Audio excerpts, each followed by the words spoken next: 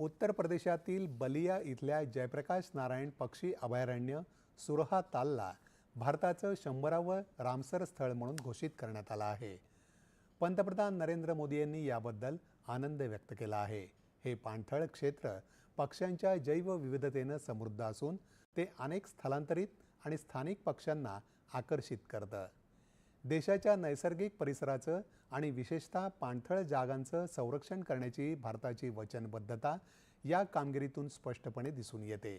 गेल्या काही वर्षात अधिक सामुदायिक सहभाग, विज्ञान, नव उपक्रम आणि जनजागृती उपक्रमांद्वारे पाणथळ जागांचं संवर्धन आणि पुनरुज्जीवन करण्याचे प्रयत्न अधिक बळकट झाले आहेत।